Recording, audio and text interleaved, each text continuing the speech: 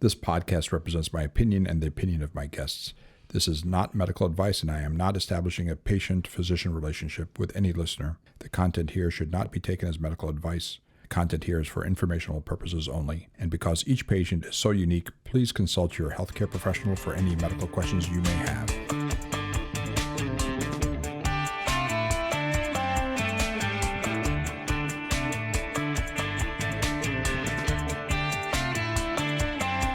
Welcome back, everyone, to another episode of the Not Your Doc podcast. After several really great expert interviews, Dr. Tadros and I are back here with Seth by ourselves. Hey, Seth. Hello, guys. All right, good. You worked up your mic? All right, Yeah, good. He's good. All right. Delightful. That's great. I'm still laughing about before we started recording. When Dr. Tadros was so screamingly excited about his footstool. Bringing a footstool in for me, yes. I made. Exactly. I have my pregnant feet propped up on a handmade stool. A shout out to Perennial down in St. Louis on South Broadway. It's a great place to go do crafts. Good people. It's delightful. Fun times. Did you make this with your wife? My spouse made one. My wife Julie and I made one each. And no wonder you offered me one for the other foot. It is. It's very cool. And I, as a guy who's only marginally handy, it was fun. That's awesome. Yeah, it was a really good time. All right. So, like I said, after some really great expert interviews that have been wonderful, it's back with me and Dr. Tadros to our original format that has brought us so much critical acclaim and viral notoriety, of course, to discuss another topic that's been rolling around in our brains. And I actually brought this one up to Dr. Tadros because of just what's been going on in my life and the lives of, some of the people close to me. Obviously, my husband, Eric, and I are expecting our first child in a few weeks. Congrats. Thank you. Eric's just changed jobs. We're navigating a lot of change and uncertainty and, just new stages of life, and we're feeling the stress. Mm-hmm. My best friend is in her first semester of nursing school. She has 3 little kids at home. Her fiance's mom just passed away. She's worn out and stressed too. Mm-hmm. And then another friend I have is, experiencing a lot of uncertainty and pressure at work, and, it's affecting his sleep. It's affecting his blood pressure and anxiety. It's stressful out there, Dr. Tadros. Yes, it is. But it's all right. We're gonna help out. We're gonna put it in perspective here. Things are gonna be better by the end of our discussion. I love that promise, and I think we'll be able to deliver on it. So yeah, we are going to talk about chronic stress today. We're going to talk about how it's affecting our minds and bodies, but mainly our purpose really in bringing up any of these topics is just to bring some awareness, encourage self-reflection, knock down shame regarding any of these issues, and then just really give people a sense of, empowerment and autonomy, and, hope that they can, tackle some of this stuff. So Dr. Tadros, there's so much going on in the world right now. I mean, what kinds of things are stressing people out? Yeah, well, certainly. So the first thing, and I think we're going to talk about this on and off, number one, you don't have to be perfect. That part of our problem is some of our expectations, and some of our expectations include perfectionism. That we're going to understand it, we're going to do it, we're going to do it consistently, we're going to get results, and we're going to move on. So this is one of the things where I tell people go from 5th gear down to 1st gear. In other words, go, push, to self-care, thoughtfulness, and you and I were talking about this before, self-reflection, insight, and we're not going to guilt or shame anybody if they can't do it at all, or can't do it well, or can't do it consistently. So absolutely. All right, so that's the first thing. So absolutely. So we're certainly we have everybody from personal stress, individuals that are very specific to us, to bigger stuff that's outside there: inflation, economy, economic uncertainty. Potential for war spreading, post-COVID. We still have COVID, but post-acute COVID issues, including the problems from childcare and education and impacts on family and finances. People who own businesses that went out of business, or people not coming back to work for a variety of reasons. So there's a lot of different changes, sudden changes, right, or relatively unwanted changes oftentimes that are kind of hitting us all So that's kind of some of the stuff that's made things worse the last 3 years. Yeah, absolutely. I have some results here too from the Gallup organization's annual Global Emotions Survey. So they do this every year. They survey 122 countries. It's like hundreds of thousands of participants that they ask these questions to. So there's a set of 5 questions that they ask known as the Negative Experience Index. So this measures generally people's levels of worry and stress. So the most recent results taken from 2021 and 22 show that people worldwide felt more worried, stressed, and sad than at any time in the past 16 years. Wow. With 41% of people saying they felt high levels of daily stress and 42% felt intensely worried in the previous day. Interestingly, across the 122 countries surveyed, the United States was in the top 5 most stressed. We're number countries. 5. We're number 5. 5. Yeah. We're number 5. So, I mean, and we'll talk about this too. There are a lot of cultural implications for that. The United States is, Sure. we are not known for our 4-day work weeks and our well-structured social systems that help to kind of balance the load of daily responsibilities across entire societies. So That's right. there's a lot of reasons that might be happening, but just, in general, it is a stressful and worrisome time for a lot of people. And I think that those feelings or that amount of stress, the heavy expectations, obviously it's been, highest of the last 16 years. And I think that's kind of become normalized in society, just this constant, intense amount of stress. So my hope for discussion today is that, you as a physician, Dr. Tadros, you can help us to, really understand what some of the physical and mental consequences of, chronic persistent stress are, not so that we can scare people, but just so we can put into context what the real consequences are. And, try to avoid a catastrophe, right? So I think you're going to, tell us from your experience what you've seen in patients, some cautionary tales, but then also some hopeful things that we can do to address as well. Yeah, absolutely. And just because we talk about this doesn't mean that I'm an expert, or we always want to hear from our audience about gaps in the topics that we talk about, different perspectives. There's the things we're going to talk about are some social issues that are out there that we know about, and biological, physiological issues. But everybody sees it a little bit differently. Certainly experiences it differently. We'd like to hear about this. And part of when we talk about this, we open up the discussion that normal people, I'll call on myself and you Vanessa, normal, and Seth is quite normal. But people talking about this, more normal than the rest of us. But normal people talking about this openly, and what you were talking about. So self-knowledge and insight comes from the ability to actually check yourself, to talk about it out loud. It doesn't help to keep thinking about it over and over again. It doesn't get you more information. Reading a little bit certainly helps. Watching YouTube and other things help, but communicating, especially face to face, I think is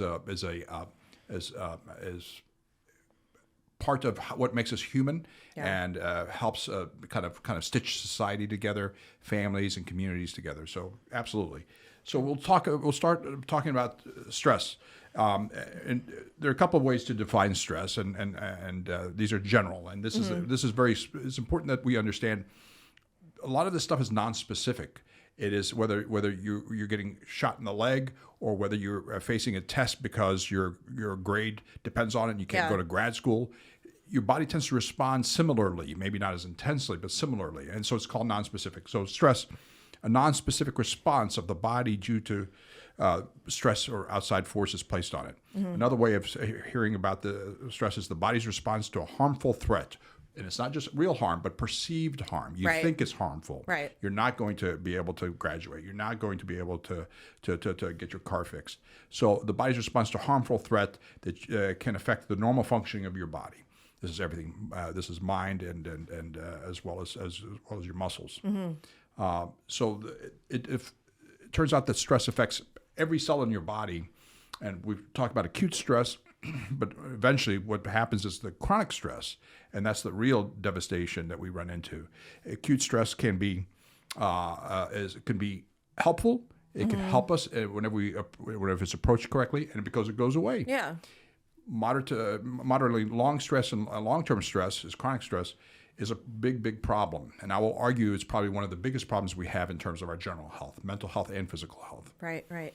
Can you say another beat about the kind of the biological purpose of stress? I mean, like our bodies are built to have sort of this fight, flight, freeze response to have a sense of urgency to do something about an external pressure or perceived harm. That's right.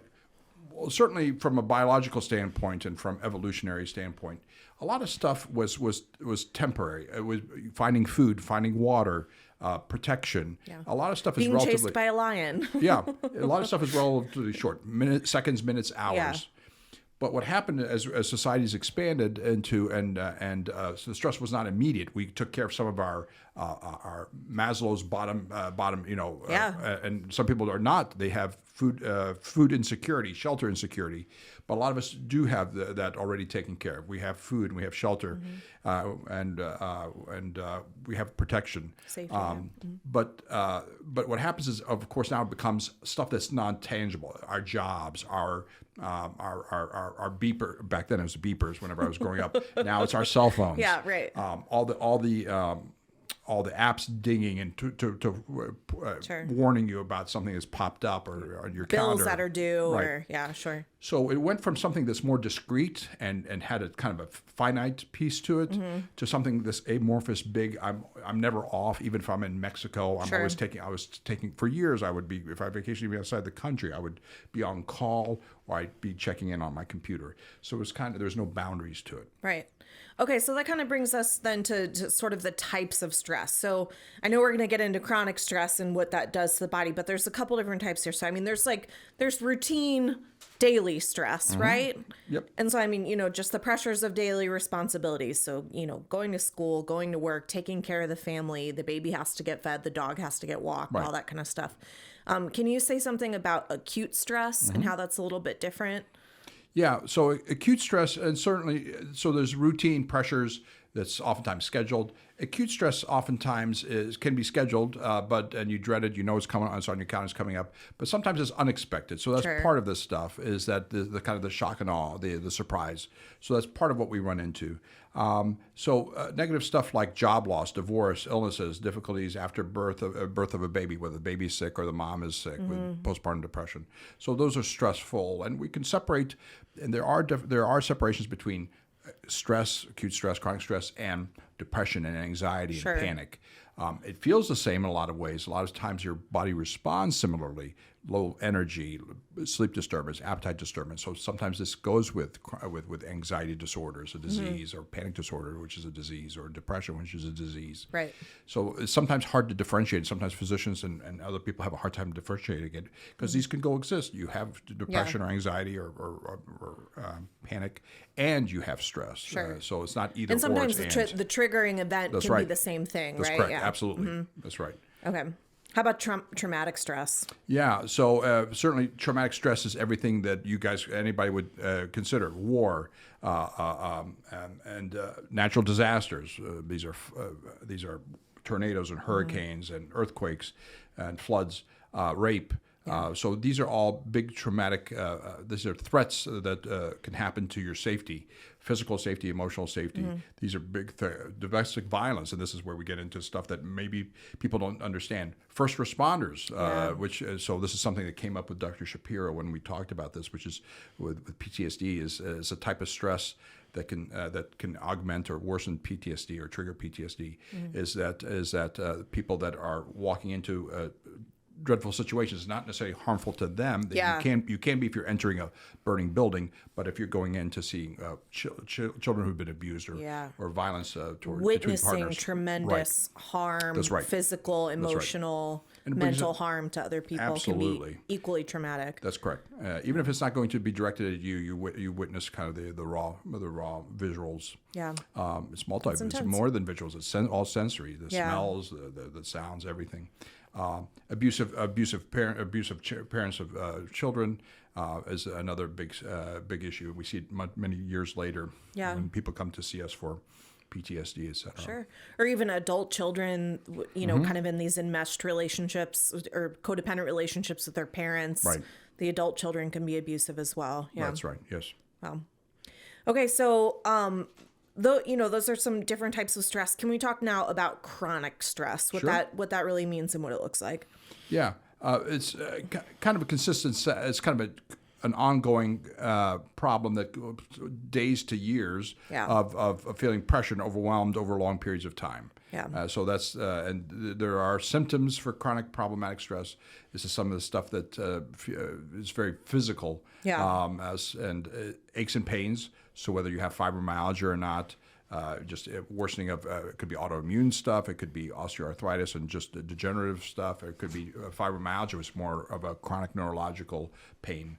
Right. Is that insomnia or sleepiness? So tiredness.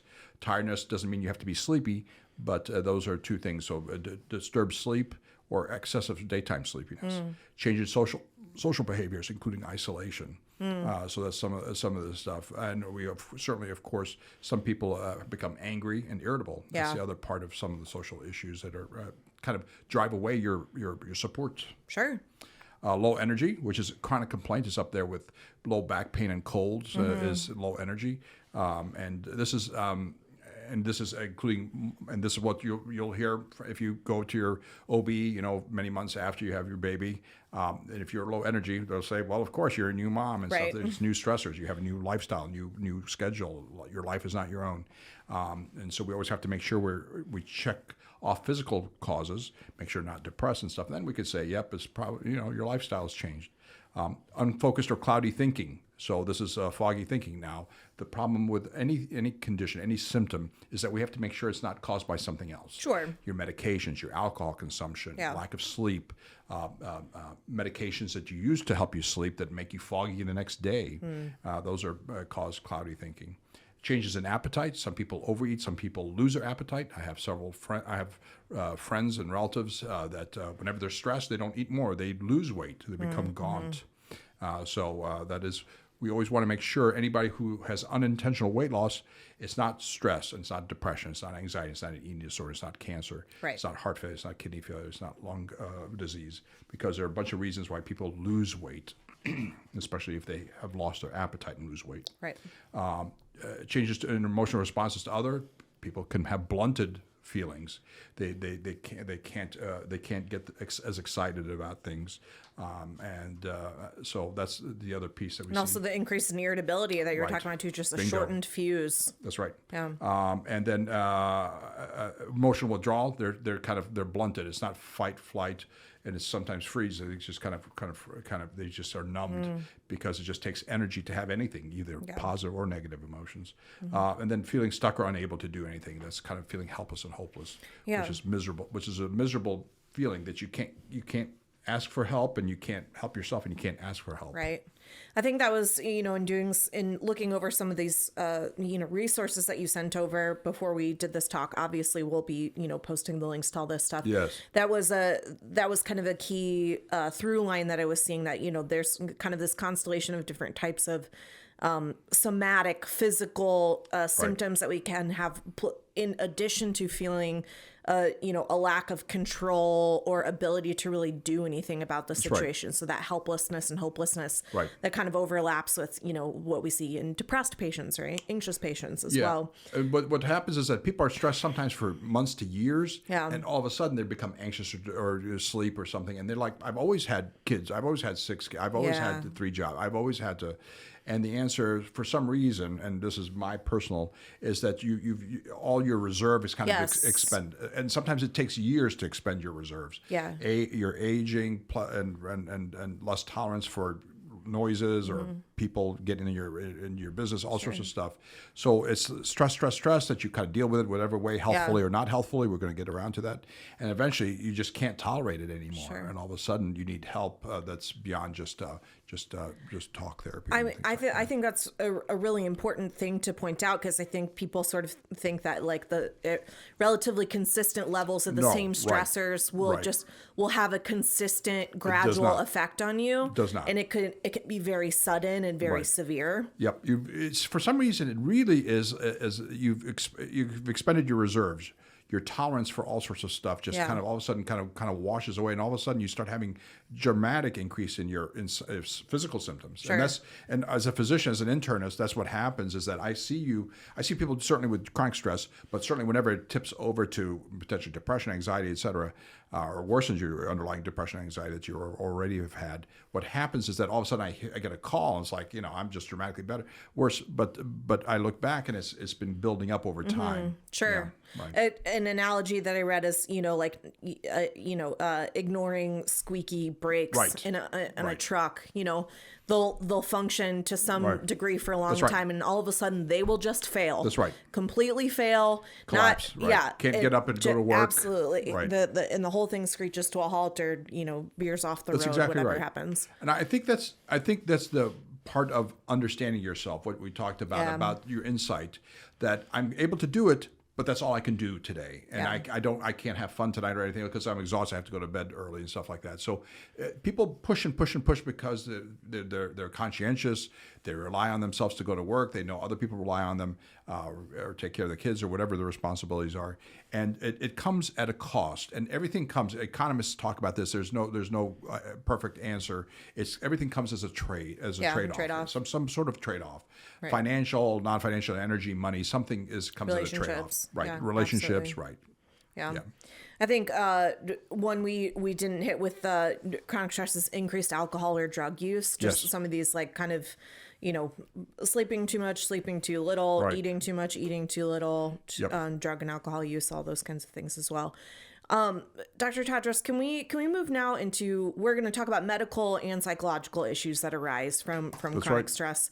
Could you share a couple of examples of patients you work with that you've worked with that have either become physically ill from chronic stress, or whose chronic stress significantly worsened their pre-existing conditions? Absolutely.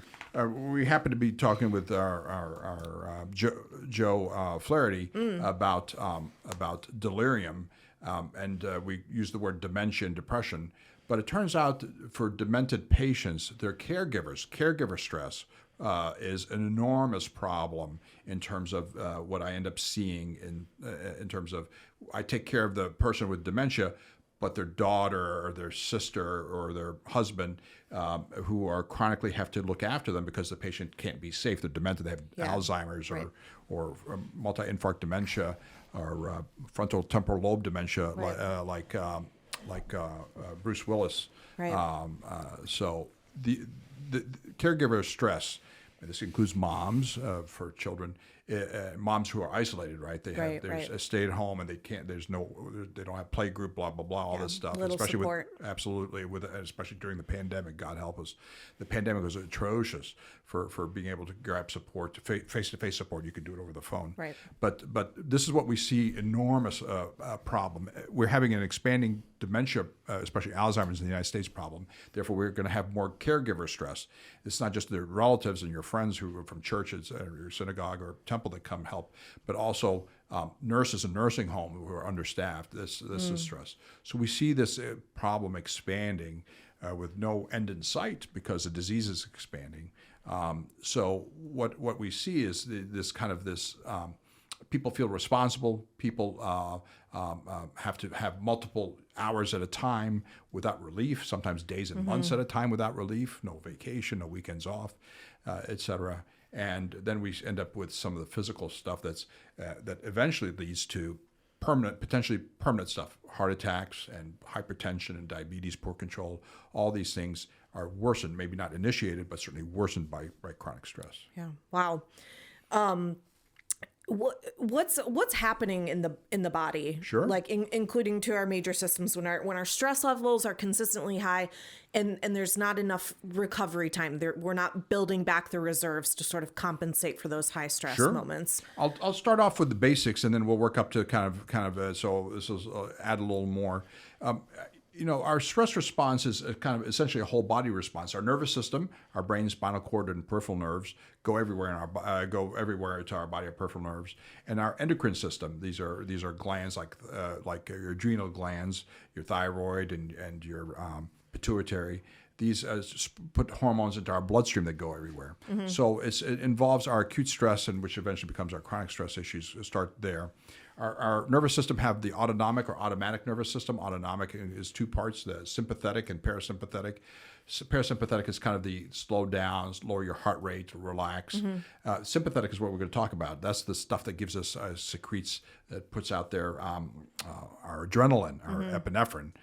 This is the stuff that they give you from whenever you're having low blood pressure and other things. Adrenaline to kind of jack up your blood pressure whenever you're in trouble from a medical standpoint. But your body makes this naturally, and it really jacks it up under times of stress, especially acute stress. Yeah. So that's your sympathetic nervous system. And that sympathetic nervous system with the adrenaline or epinephrine coming out increases your heart rate, increases your blood pressure, your pupils dilate so that you can get in more light, your increased blood flow to your muscles and your heart and your lungs. This is all for acute stuff, so fight or flight. Sure. You decrease blood flow to your gut, your saliva glands, so your stomach kind of goes quiet, intestines go quiet, your mouth goes dry, your skin gets clammy because you don't need blood supply to your skin so much. This is when you get cold and clammy whenever you're under acute stress and stuff like that. Your brain increases processing to watch out for the threat. Yeah. It helps you Vigilance with increases. Okay. Yeah, that's right. Yeah. Vigilance is important. Hypervigilance that's excessive is bad. But it helps you with attention and focus and planning. Your thalamus, which is where kind of the central part of your sensations that come from your body. Your thalamus goes into overdrive where your hearing and vision and smell kind of gets more acute. Once again, acute stress. Hypothalamus in your brain secretes some stress-related, some of the controlling hormones that work on your adrenal glands. And then in your brain, you have your limbic system, which responds to your emotions. It gives you anxiety and fear and anger and excitement, and that limbic system triggers your muscle tension and alertness through your reticular activating system, and then then we're going to jump over to your endocrine system. You've heard of cortisol, your stress hormone. Yep. Well, it turns out the cortisol, which is from the outside rim of and by the way, people don't realize this, your adrenal glands sit on top of your kidneys. Yeah. So so your kidneys look like kidney bean shaped, and on top of them, it's like a Minuteman hat. It looks like a triangular. Hat. Yeah, it looks like a triangular gland that sits on top of each of your kidneys, and on the outside, the cortex, it secretes this cortisol level. And that cortisol level is released because something up higher from your anterior pituitary, which sits underneath your brain, this little pea-sized gland that sits underneath your brain, it releases ACTH. And that's released because up further in your hypothalamus, your corticotropin releasing hormone. So from releasing hormone in your hypothalamus to your anterior pituitary, your ACTH is released all the way down to your cortisol. You notice everything is being involved, and this is for acute stress. You can imagine that this is extremely coordinated, and it's been these types of responses for a lot of mammals has been preserved, and this is how it kind of works in a lot of animals in terms of survival, and that's really you're in survival mode for these things. Cortisol, we're getting to the point where cortisol helps regulate your blood sugars. We need more sugars to your muscles and to your heart and to your brain, but you're not eating. You're under great stress. We've decreased blood supply to your gut, so you're not eating. So it turns out cortisol causes your stored fats and proteins to be released and to be converted to glucose, because that's what your brain uses. That's the main energy, the main macronutrient that gives you energy. And your cortisol shuts down some of your immune system, so it's an immune system suppressant. But it helps inflammation. It also suppresses inflammation. So you can imagine it helps pain because of inflammation, but also the immune system. And as you can imagine, what happens is if we leave things chronically in overdrive for too long, you can imagine this is exhausting. And that's what it comes down to. It exhausts your physiological and psychological system eventually. So what happens is that people feel drained. So what happens? There's a period after the acute, and can last for hours to days, that you feel exhausted and drained. And your cortisol goes down. It can't be up forever. It goes down. And then if the chronic stress continues, then what happens is that you have degradation of your systems. Yeah. So this is where people will have everything from stress-related heart problems, and depression and insomnia and other things that are chronic. So, it's helpful whenever it's acute. It's helpful Right. whenever it's focused. It's helpful. We have all the systems pointing in the direction of making you focused and ready to fight or Right. flight. But what happens is most of our stressors nowadays are not the type of stressors that our system was set up to Sure. fight off or work with. Yeah. That's really fascinating how so it seems like what you're saying is, a stress response is a whole body, Everything. whole Right. system response. It is. It's so- non-specific. It's non-specific. Once again, whether you're getting shot or whether you're Yeah. going to fail your class and you're going to have to repeat a class and can't graduate, it's the same freaking response. That's the Yeah, problem. it's interesting how our animal brains kind of Yeah. kick all of that into gear right when it's necessary. Sometimes not in proportion to what the actual Totally threat out is of too. proportion. And we'll That's we'll right. talk more about that, but it's interesting when you said too that after a period of acute stress or extreme output like that, feeling drained, Very much and so. literally all your glands and your systems and everything are pumping out all of these hormones. There's all of this energy being expended.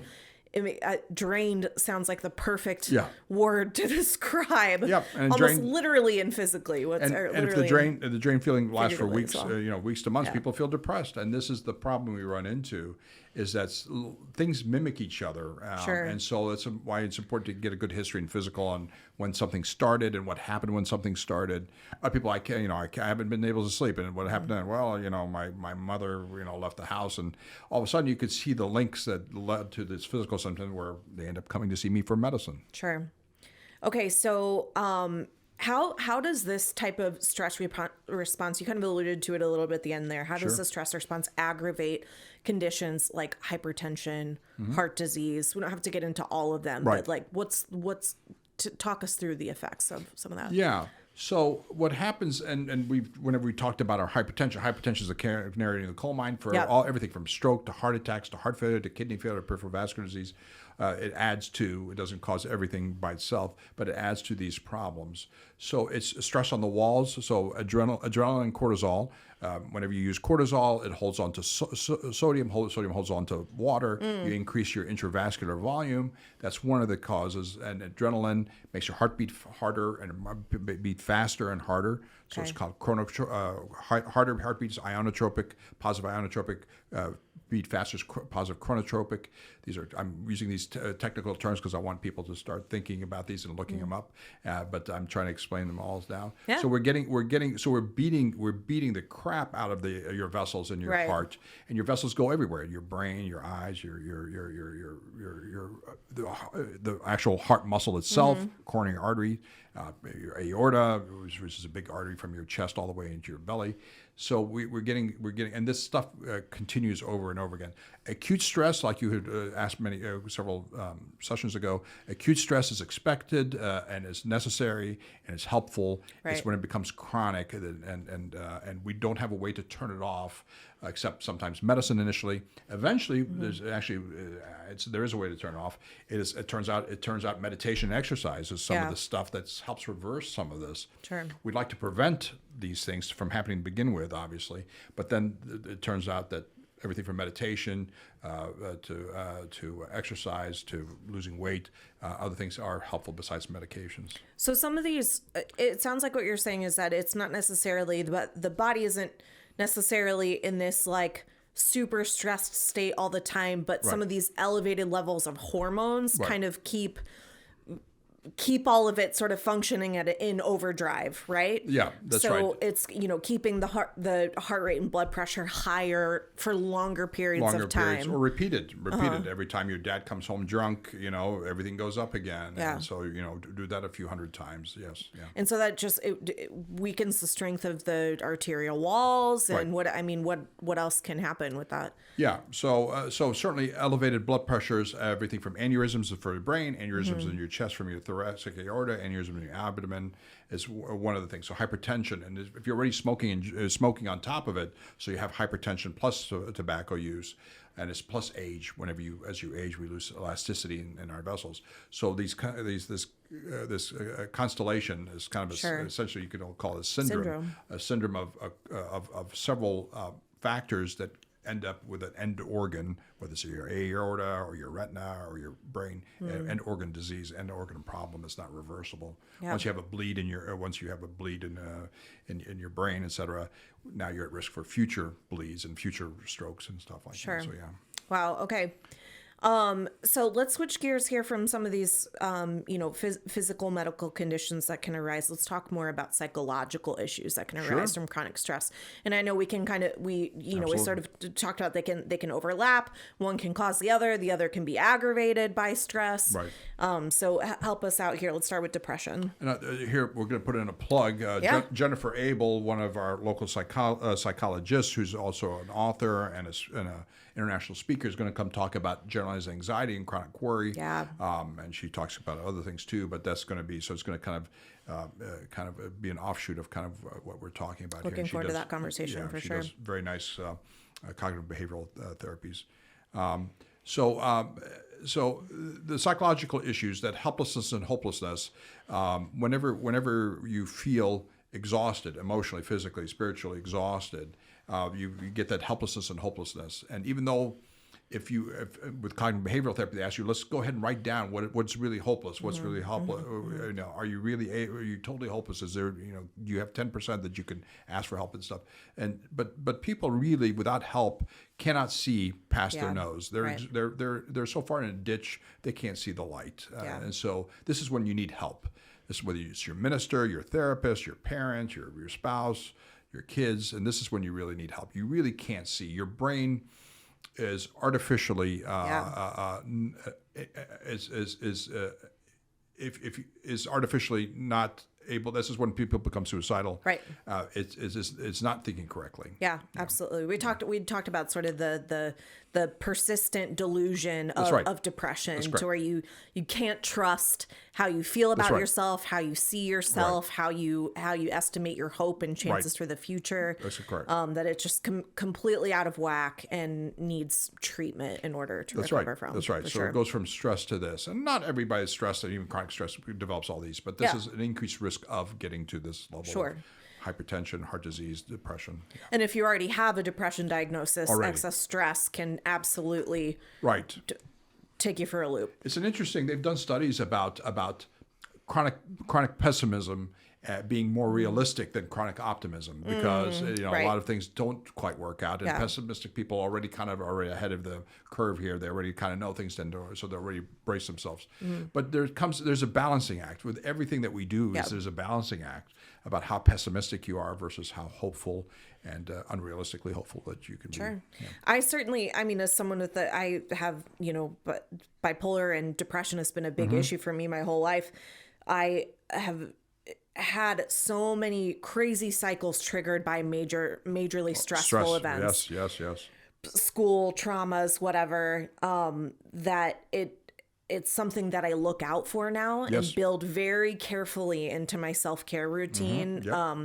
I'm very mindful of, making sure that I have really good boundaries in place for what I say yes to, what I commit to. I noticed you're better than most people I know. I've had to acquire that over the years because I would spend myself until absolute emptiness and then, spiral into a depressive, suicidal episode, and it was just a complete mess. Cycles, you pick up on your own cycles, but it takes several. It unfortunately takes 3, 4, 5, 10 times. The same thing whether it's alcoholism. We just have such poor insight. This is even positive stuff. It's like, I do more and I know more, and people promote me and they compliment me, and then I collapse. And so this is the kicker. It's not always just negative, then you collapse. It's a lot of stuff is positive. It's like you're energized, you're rewarded, people love you, and then you just can't keep doing it at that speed. Right. Absolutely. All right, let's talk about anxiety next, because I think sometimes we can confuse stress and anxiety because the physical sensations are so similar. They are. Anxiety is a version. It looks like stress, but anxiety is out of proportion, both in terms of magnitude and time scale. Right. So anxiety can happen for no reason. I'm anxious. Why? I have money. I have good people. I have work. My car is fine. Everything's fine. Why am I freaking anxious? So that's one of the difficult. Same thing with depression, by the way. Some people, there is absolutely no reason for them to be depressed. They know they can list. They literally say, "I have no reason to be depressed, but I feel like shit. Right. I feel like suicidal." It's so infuriating. Right. Too. It's very infuriating because everything should be working well. Right. So that's the first thing is that when people have that type of insight, please get help. Good for you for knowing that things should not be feel this bad. Right. That's a big red flag for sure. So, so first of all, if stress turns into anxiety, you have a test, and now every time that you have a test, you have anticipatory anxiety. Get it? That you anticipate the next time you're going to have a terrible time, and et cetera. Then those people need to saying, hey, it's out of proportion. I got a B-. It's not what I wanted, but it's not a failing grade, and blah blah blah. So if every time I dread, so this is where we get test anxiety or et cetera, then people really need to get help. So it's not just normal stress. And normal stress can make you focused, right? Normal stress can make you sharp. Normal stress can keep you, make sure that you finish the race. But whenever it becomes degrades your performance, degrades your sleep, degrades your appetite, degrades your mood, degrades your interactions with people, then you need to say, hey, this may be more than just just a little stress and stuff like that. So that's the next thing. So one of it is that it doesn't have anxiety, and the other thing is that it lasts like 6 months or more. Sure. So that's a generalized anxiety. Yeah. And you become worried about stuff that you don't have to worry about. You worry about stuff that you don't have any control over. Right.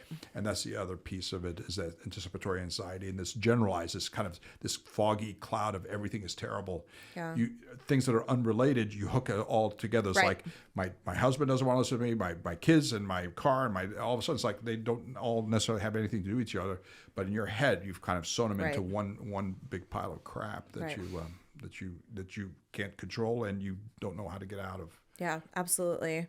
And and there's sort of two components, I think, too, with like an anxiety disorder or anxiety itself. There's the physical sensations, right? And then there's also the cognitive piece of it. How you're thinking about things is escalated and worrisome, disproportionate to what the actual threat is. But the physical responses are the same. It's out of proportion. It's overly escalated in terms of, or in comparison to what the scale of the actual threat. And so both of those things typically need to be addressed in order to successfully treat anxiety. Yep. Can we talk some about PTSD now? Just a brief kind of definition, and so how that's something else, another psychological consequence of chronic stress. Yeah. So PTSD is a post-traumatic stress disorder, and there's a cousin of it. There are a couple cousins. There's one is called complex PTSD. So complex being that it happens more than once, not just a one time that you were potentially raped or you were raped. It's happened more than once. So called complex PTSD. And there are other types of traumas that are also betrayal traumas, et cetera, that can be kind of in the PTSD category. So post-traumatic stress disorder is specifics, but it's real harm or potential harm, physical or physical. That actually you were in a car accident and now you have flashbacks, or you could have been you almost rear-ended and stuff like that, or you saw another person rear-ended and set on fire their car and stuff like that. So that didn't happen to you, but you witnessed it. Right. So those are the typical what we see. So whether you were shot at, whether you're in battle or your buddy got shot next to you, so the same issue. And this is when this is under anxiety disorders, and what happens is that either you have nightmares, or you have daytime flashbacks. You feel like you're sucked back into that situation, physically, emotionally, physiologically. So you get this the palpitations, the sweats, the panic feeling, the out of control, the things are out of control feeling, and it could present as fear, it could present as anger, it could present a couple of different ways. Yeah. This is a whole series of podcasts. That's right. Honestly, on PTSD. I think to tie back into what you were talking about before with the stress, or how our brain has its own stress response, how our sensory inputs become, or our senses become heightened, right? That's right. It's become hypervigilant. That's correct. Hypervigilant. Our smell becomes more acute. Our hearing becomes more acute. All of that. And that's sort of a hallmark of PTSD too, with these flashbacks, is those right. the same sensations, the sounds, the smells, Yep. the textures, the feelings, all can come racing back at once as well. And sometimes it's just from simple triggers. And allowed somebody behind you walks behind you. You're in an open space, and I'm looking here to the right, Seth, who's ex-military. So you're in an open space. You're with there's your back is not against the wall where you know everybody. You can see the whole field of view in front of you. So all that stuff, smells, all that stuff. So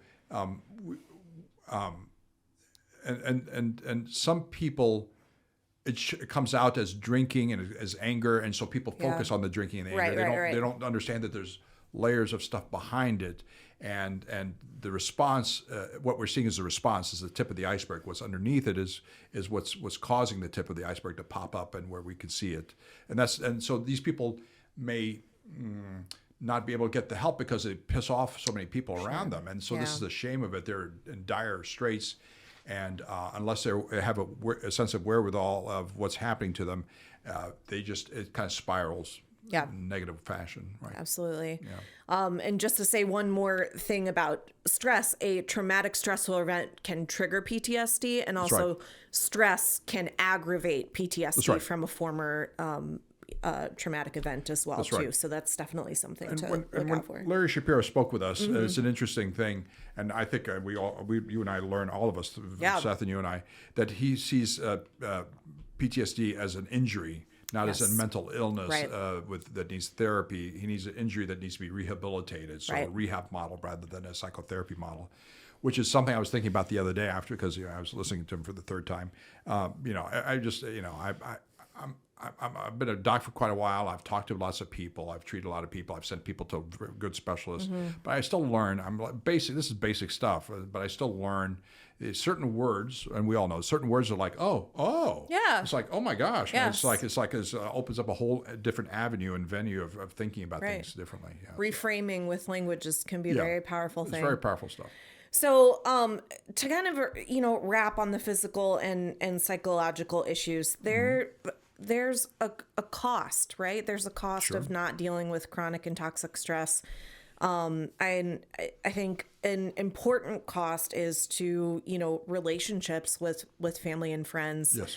And Dr. Tadros, you're going to talk to us a little bit about children, the stress response in children. And, obviously, how the parent or adult deals with their stress can immediately impact the stress levels of the partner or children that are living with them as well. Right. So we talk a little more about that. There's a selfish reason to deal with stress because it's your life, your energy, your body, your brain. But what happens is whenever you deal with stress appropriately, it helps everybody around you automatically. Everybody. I don't care if it's the person driving next to you in the car that doesn't even know you. Because now you could be focused, you could be present, you could be aware, as opposed to kind of being distracted because you're inside your head all the time. So stress with kids, and I think it's worthwhile for us to go back and forth. We could do this together. I think. Yeah, absolutely. Yeah. So, and there's an infographic that Vanessa grabbed, and I was just telling her beforehand that I thought this was excellent. You found this. I just printed it off. Okay. Well, I'm better than I thought. No, yes, you are. I'm not. Anyway, but this is it because Vanessa's going to be a new mom in a few days, and I'm sure she's already, because she's a perfectionist, somewhere buried inside of her, she has perfectionism that she wants to do everything perfectly. Yes, I do. And I will tell you, you're a real mom. You're not a perfect. You're a real mom, and real moms. Real moms have real. It's not theoretical and hypothetical stuff. So good. So stress response for kids, and this is where we misinterpret it. This is where we get angry at our kids. Yeah. And I think this is the way I was brought up, is that the kids have to be perfect. They have to be quiet. They have to act like adults. Literally. I mean, literally, you behave like adults at church. You behave like adults in front of other people. You don't shame or embarrass anybody. Right. Good luck. Yeah. So I think it's important to say before we start into this is like 3 columns of behaviors that might show up as a stress response in kids. So fight, flight, or freeze. And we'll sort of go through the different behaviors, which would obviously be different behaviors sometimes than what we see in adults. Right, somewhat, who yes. have life experience and more, rational thinking Right. skills and practice being social and all that kind of stuff. So it's important to be aware that these behaviors in children can actually be signaling something else other than just bad behavior or rudeness or something That's like correct. that. I will argue that kids and most of our kids are so socialized that they want to be loved. They want to be course. cared. They don't want to Yeah. be yelled at. They Right. want to be right. They want to be the good kid. The vast, vast, vast majority of kids. And if they're not, by your standards, by the parents' standards, there's something else going on. I Right. will argue there's no such thing as a bad kid. I think other child psychologists and other developmental psychologists and psychiatrists would say the same thing. Yeah, There's I no agree such with thing as that. a bad. There's no such thing as a bad kid. Yep. There's something going on. Right. All right. You want to start fight? Yeah, absolutely. All right. Okay, so yelling, screaming, using mean words. That's not right away. You're safe Yeah. for a few years. Right. So hitting, kicking, biting, throwing, punching, some of these aggressive behaviors, this is a little bit obvious for fight. Blaming, deflecting responsibility, being defensive. Yes. That sounds like adults to me. Yeah, it certainly does. But I mean, I guess it makes sense in response to a perceived threat, right? Yes. Demanding or controlling. Yes. Obviously, again, kind of like defensiveness. So these next couple ones are like some buzzwords that you might hear like on a school report, basically. Yep. Your kid is oppositional, defiant, non-compliant. And again, some of this might be in, response to a perceived threat again, right? Also in the fight response, moving toward what feels threatening. So Yep. moving towards what feels threatening as opposed to running away from it. Right. And then irritable, angry, furious, offended, aggressive. These are all kind of fight indicators. Only because I grew up this way. I was an angry kid, and I would. It is fight. I mean, it's not just the title, but it is. You move towards the person Yeah. who's embarrassing you, shaming you, instead Threatening of you, yeah. threatening you. You don't run away. You don't cower. You don't Yeah. back down. You escalate. Yeah. And so, by the way, this is exactly happens with adults. There's nothing. I think there are a lot of adults. Some of us are childlike Yeah. still. Anyway. All right, I'll do flight. Flight Yeah. just means fleeing, wanting to escape, run away, unfocused, hard to pay attention, ADD type look at behavior that could be mistaken, fidgeting, restless, hyperactive. Once again, ADD, ADHD type of behavior. Preoccupied, busy with everything but the thing that needs to be that should be addressing. Procrastinating. Amen. I grew up like this. Procrastinating, avoiding, ignoring the situation, hoping it kind of goes away. Kind of moving away from what feels threatening, as opposed to the opposite, where you move towards it to escalate and fight it off, and being anxious, panicked, scared, worried, overwhelmed. Yeah. So all this is flight. This is avoiding, ducking. Yeah, absolutely. Okay, I'll do freeze. It's interesting because I just want to say before we read through this, when I had a big trauma earlier in my life, and when I was learning about trauma response, it was mainly fight or flight response, and freeze kind of came along later. It wasn't Yeah, as it well wasn't- understood. Yeah, we did not. I did not. Whenever we trained, freezing was not part of the issue. We Yeah. never were trained about freezing. Yeah, growing up. Yeah, Right. it was part of. But I mean, it makes a lot of sense if you find yourself in a traumatic situation where you can't get out of it. There's Right. nothing that you can do, and either fighting back or running away are Right. both not options. Right. And so I identify with a lot of these behaviors I was going through as a kid afterwards too. So Sure. shutting down, mind going blank, urge to hide, isolate self, verbally unresponsive, says I don't know a lot. Difficulty with completing tasks. That was a big one for me. Zoned out, daydreaming. I think of, some kind of dissociative behaviors there with that. That was a big one for me. Unable to move, feeling stuck. And then depressed, numb, bored, apathetic, helpless. Those can all be part of that freeze response. So what we're highlighting here is that these can be mistaken for everything, Yes. everything from ADHD to oppositional defiant to all sorts of, they're on drugs. Yes. They have bad friends. They run around with bad friends. Yep. All sorts of stuff. They have bad parents. Right. They don't go to church enough. Right. Yeah. So it's not that, once again, this is not automatically everybody that Sure. has these is just stressed or is going on their way to depression or anxiety, but that these are some of the signals that we can start questioning, being curious, inquisitive. I think you used the word curious before. Yeah. But being curious and inquisitive, asking why is they know what's right. They know what their siblings do. Why is this happening? Why is my child doing this? Yeah. I think one thing with kids too is it's not always obvious what the source of stress is, That's right? That's correct. And so if you can get really good at kind of identifying and getting curious, just like you said, about what these things are coming from, Right. it'll lead back to maybe a very surprising source of stress that you didn't know. Unfortunately, a lot the kids pick up they're like Yeah. little radars. They pick up everything from the family and their friends, even if it's not directed at them, Right. even if it doesn't involve them directly. They pick up everything, tones of voices, how you treat their sibling, all that stuff matters. And so part of that is your own internal peace. As adults, I'm talking to parents, is your own internal self-knowledge, your own internal peace, Yeah. your own internal ability to put up with frustration. Right. And you show it by example. You talk Right. about it, but you show it by example. Big deal. Yeah, Big deal. absolutely. I think that's totally something that we model behaviors for our children, and children absorb them, whether they're positive things that That's we're right. modeling or negative Always. things that we're modeling. So we'll talk more about that as well. Okay, so now let's get to some hopeful stuff, Dr. Tadros, because I think is all hopeful? we have exhaustively defined the problem. We know that our stress levels can drive hypertension and give us strokes and aneurysms and all kinds of stuff. Right.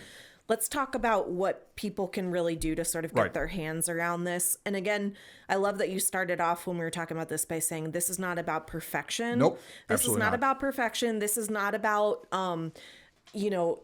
giving up on your responsibilities Right. and the things that you have to do and get done in your life. This is about learning to cope with daily stressors, with acute stressors in a way that is sustainable, so Yep. that you can live the life that you want to live. A lot of stuff, and even though whenever I talk to people about perfectionism, it's that's kind of this high expectation, high standards. I will talk about themselves. A lot of perfectionist people are not expecting perfectionism out of others. From out anyone else. Yeah, I they- completely agree with that. I think That's me. their standards are so high, Yep. typically because from their family, even if it's unsaid.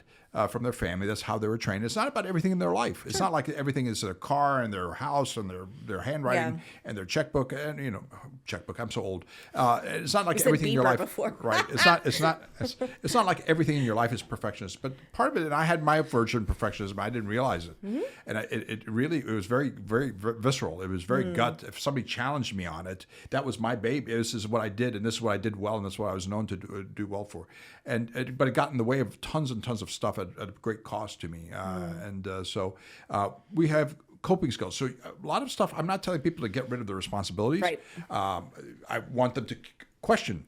Do you want my wife Julie many years ago, for our daughters who are now adults and married, did not want them to have eight sports that they participate. She said, one sport a season, maximum of 3, or I think maximum of 2 per year for my kids. She was not going to be perfect, like every perfect family who made sure that they got them in club sports and traveling teams and stuff like that. So she kind of set her boundaries, and she understood some of these things. And I think my kids did not miss out on too much. Right. It's all right. It's all right. So we're not going to get rid of stress, but if we do want to get rid of it, we're going to question ourselves. And then how do we build up some coping skills? Journaling, writing down, it questions you. It's kind of like self-therapy. You question yourself. You could write down your thoughts, your feelings. It doesn't have to be, Shakespearean, but you write down your thoughts and feelings, your hurdles, the things that you're grateful for. It's not just a bitch. It's not just a bitching session. Right. Some of the stuff that you're thankful and grateful for. I think it's a positive thing for all of us to do. Not just in our journal, just multiple times a day. Exercise, we severely underestimate exercise. Exercise is a way to meditate. Exercise is a way to take down muscle tension. Yeah, discharge stress. All the adrenaline and Energy, cortisol stuff. yeah. Sticking to a sleep routine that's sane. We talked about monophasic sleep. We talked about polyphasic sleep. Monophasic, you just go to bed at night, you wake up the next morning 8 hours later. Polyphasic, you get up in the middle of the night, do something small, go back to bed, etc. But so the question is polyphasic harmful? Probably not, but we don't have big studies about that. But this is one of the big things. And actually, the sleep schedule is actually 7 days a week. So this is the problem. If you work third shift, the idea is the sleep specialists will say, unless you're doing something, you're not going to be going to a different shift schedule. You're going to, Keep your shift work sleep schedule on your off days. Yeah. So visualization and mindfulness is everything from prayer to positive mental attitude. This is even before you go to bed, about the stuff that's positive in your life, that you're thankful for your life. Those are some of the things. Some of it's also forgiveness for yourself first. Always for yourself first. You're not being narcissistic. To forgive yourself first for not being perfect or great or whatever it is. You can acceptance and commitment. I accept the way I am, but I commit to do better. I'll ask for help. I'll do whatever. Get a coach or a minister or a therapist, whatever it is. Spending time with loved ones, friends. This is a big deal. It gives you kind of a type of resilience to deal with bumpiness in your lives, expected and unexpected bumpiness. Reframing, which is part of cognitive behavioral therapy, reframing negative thoughts. So everything from I lost my job, well, it's my opportunity to blah blah blah, to change careers, to change professions, to change houses, change cities, all that stuff like that. It's not the first thing that you think about. Absolutely not. But that is the way to get through life. And nobody's ever going to try to give you a perfect answer. You certainly won't accept perfect answers because you struggled with it. You would have come up with a perfect answer if you could have. Right. This is the problem. It's kind of demeaning to say, I'm going to give you the answer because I'm older than you and smarter than you. It's demeaning to people. That's part, and some of them will ask for answers. Most of us will not. Most of us are conscientious and we want to be independent, and we're willing to ask for help and accept help, but sometimes we're not. We're not quite there yet. Yeah, absolutely. So, so the things that you just talked through were really active coping skills. So this idea of active versus inactive coping skills, when I was reading through I think it was the Yale article that you sent over about, managing chronic stress, the importance of picking active coping skills over inactive ones. So inactive ones are like watching TV, surfing the web, video games, eating, drinking, sleeping. Those can actually increase stress over time, and they're not building the kind of resilience capacity that we're looking for. Unfortunately, here. it sounds like a bunch of teenagers during the pandemic, especially worse during the pandemic. And so, this is the challenge. Everything is endless. You can endlessly avoid things. You can endlessly have screen time. You can endlessly sleep in. So part of this stuff is that self-awareness and some of your own goals.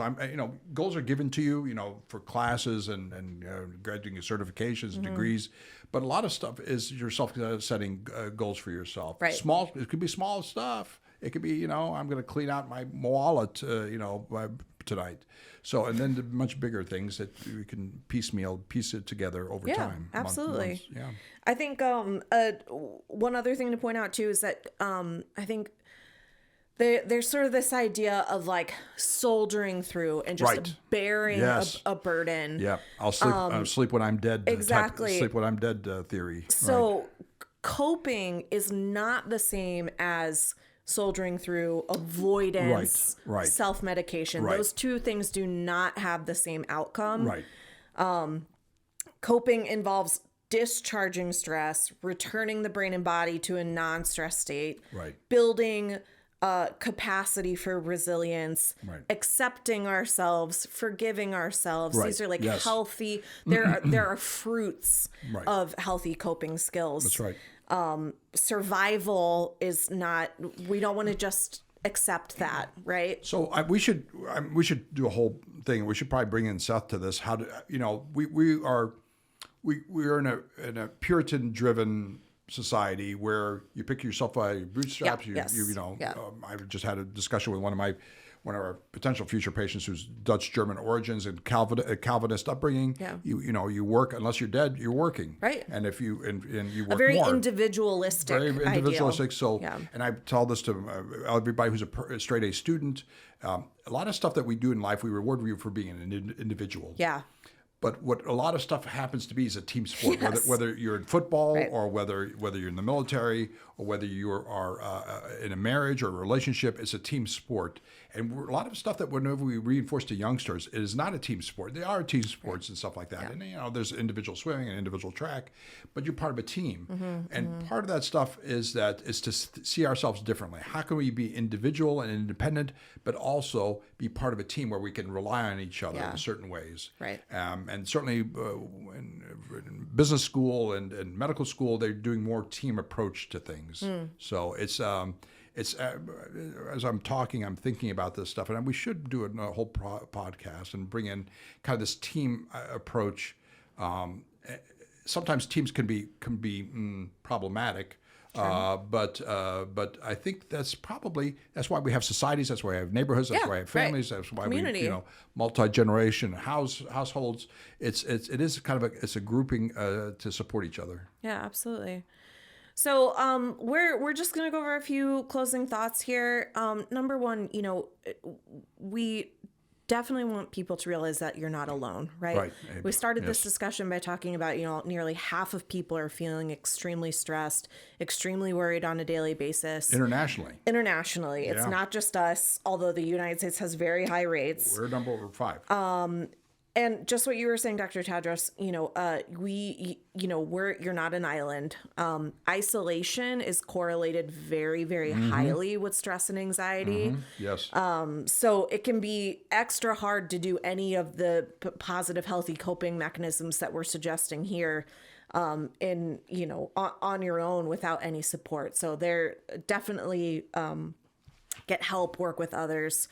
Another thing too that we wanted to talk about is just the purpose of awareness of stress as an issue, right? And then the benefits of self-reflection. So one thing that I think we wanted to encourage people to do today is,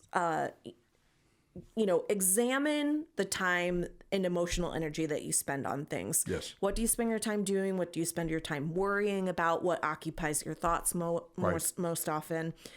And how do those things align with what your purpose is, what you really want to be doing? And then also to gather some objective data and feedback about how stress is affecting you. So you can get this input, and you have to have an amount of humility to ask these questions and be open to the answers, right? You're being polite. An ounce is not even close. I need several truckloads worth of humility. Yeah. So some of this subjective feedback can come from your doctor, right? We talked about there are medical markers for stress. You can learn about your blood pressure and your weight and your sleep and sugar control, all those different things from your doctor. That's right. Your spouse, your children, your coworkers, those can often be really great sources of information, for understanding how you are perceived by them, how they feel you handle stress as well. And then of course, no shame or value judgment here, because not everybody has the same tolerance level for stress, right? We all experience stress. We all experience different kinds of stress. Not everybody has the same capacity to handle the same types and amounts of stress. I think in our culture, we tend to glorify ultra marathoners that can deal with incredible pain and stress for 100 miles out in the desert all by themselves. That's not reality. Not day-to-day reality for most all of us. Most people need a variety of different types of coping skills to healthfully manage stressors through life. The need for coping skills can ebb and flow through the years and change as we go through different stages of life. Your tolerance, your capacity, your reserve. Your need for support can change throughout your life as well. And so I think just kind of understanding that everybody is in that same boat together. I wish that understanding was more normalized and glorified than, some of these outstanding people that we hold up as, they're amazing, rugged individualists that don't need anything else. We should talk about masculinity, machoism, all that stuff. How can it be a positive thing, right? Yeah. Absolutely. So finally, we want to, encourage people to look for resources. There are always resources in the community. And when I say community, I don't mean government programs. I mean childcare co-ops and, think about the things that are stressing you. Is paying for groceries stressful for you? You can look for food banks and co-ops. If finding childcare is stressful, there's childcare co-ops. If money stresses you out, there are free financial classes you can take. If your relationship is stressing you out, you can look for relationship building activities and classes. There's just all of these supportive techniques Yep. are active and positive ways of coping and dealing with stress. It's one of the things. It's hard to picture yourself in any of these situations. I'm an adult. I'm an immigrant. I'm an oldest son. I'm an immigrant. And people come to me for advice. I can't go ask for help. Right, And the answer is absolutely I can, and I need to. Right. Just in other people, if I need it, then other people need it too. So my wife many years ago said, "Your spouse is not your enemy. Your spouse, and this is sometimes it starts out like your enemy. Yeah. But with maturity and both age and maturing within your relationship, your kids are not your enemy. People are wanting their own stuff. It's not that they're out to get you. They're not out to ruin your life. Right. And that's certainly a type of stress that you feel like people are pulling in different directions. You're not going towards a common goal. Yeah. And that's stressful. And that can be resolved, not always easily, not always quickly, not the way you want. But some of the resources that you talked about can help with some of these things. Absolutely. Okay, so that's our chronic stress podcast. Yeah. That was a beast. Again, we really hope that people can give us some feedback on how this came across. Right. Did it stir up any new thoughts for you? Did it inspire you to make any changes or have any conversations with people that you care about? As always, you can send your questions or feedback to our email address, notyourdocpod@gmail.com. You can also check us out at our website, notyourdoc.com. We're on Facebook, on YouTube as well. We want to hear your feedback. We want you to get involved. Thanks so much for this talk, Dr. Tadros. This felt like a really good one. It's fun. Thank Yeah, you. And absolutely. and you're going to be a perfect mom, no matter.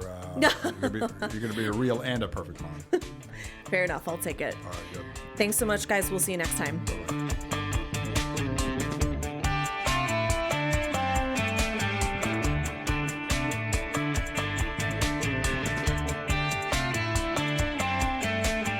This previous podcast represents my opinions and the opinions of my guests.